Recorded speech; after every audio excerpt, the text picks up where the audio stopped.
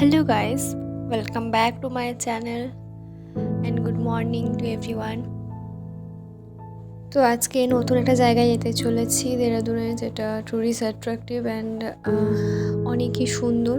So তাড়াতাড়ি ready হয়ে পড়েছি বেরোনোর জন্য, তোমরা সঙ্গে থাকো অ্যান্ড দেখো। তো ফাইনালি আমরা বেরিয়ে পড়েছি। তো আমরা অটোতে উঠে পড়েছি সেই জায়গাতে যাওয়ার জন্য। তোমরা দেখতেই পাচ্ছ জায়গাটা কি অসম্ভব রকমের সুন্দর, মানে জাস্ট অসাম। তো আমরা নেমে পড়েছি আর এরপরে আমরা এন্ট্রি নেব জুতে।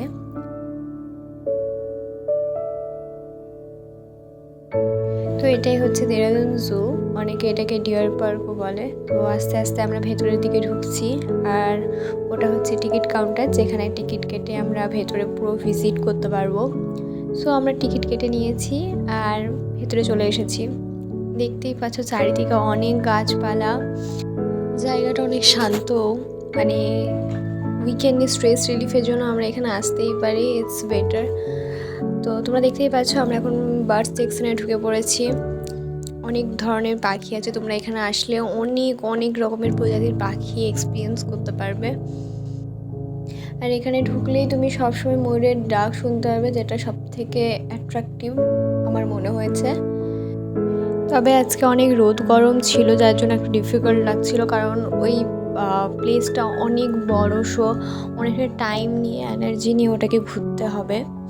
তো আমরা তবুও ঘুরেছি, অনেকটাই কাভার আপ করেছি, বাট সবটা পারিনি।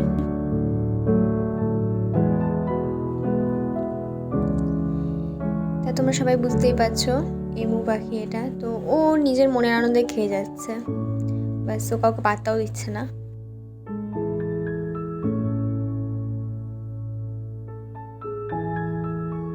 তো এরপরে আমরা স্নেক যে সেকশন, সেখানে ঢুকে পড়েছিলাম। তো দেখতে থাকো, এখানে অনেক রকমের পাইথনের প্রজাতি আছে। আর এখানে হচ্ছে ফিড দেওয়া চলছে সাপকে। পৃথিবীর সব 10টা বিষধর সাপের পুরো লিস্ট করা আছে, যেগুলো এখানে তুমি পাবে। তো এখানে অনেক সুন্দর লাগবে, অনেক রকম আলাদা আলাদা এক্সপিরিয়েন্স হবে। অনেক রকমের যেগুলো হারিয়ে যাওয়া প্রজাতি, যেগুলো হারিয়ে যাওয়া পশু পাখি, সেগুলো তুমি সেখানে দেখতে পাবে, যেটা তোমার খুবই ভালো লাগবে। আর এখানে বলতে গেলে পাইথনের প্রজাতি বেশি আছে, প্রায় অনেকই তোমরা দেখতে পাবে পাইথনেরই বংশ।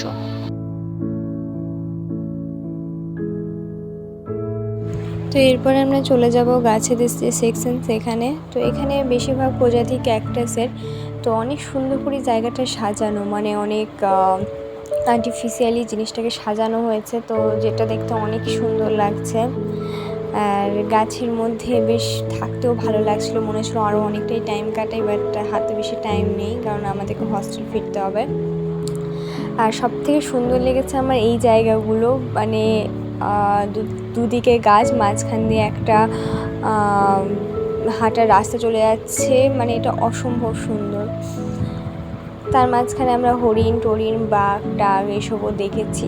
তো বেশ ভালোই কাটলো, তবে সবটা কাভার আপ করতে পারিনি, তবে পরে এসে ঠিকই আবার কাভার আপ করেই যাব। তো এবারে আমরা একটু পার্কে বসে আড্ডা মারছিলাম দুজনে, ও দোলনাতেও দুলছিল। তো এবার হস্টেল ব্যাক করব। তো তোমরা সবাই ভালো থেকো, হ্যাপি থেকো, আর কেমন লাগলো জানিও।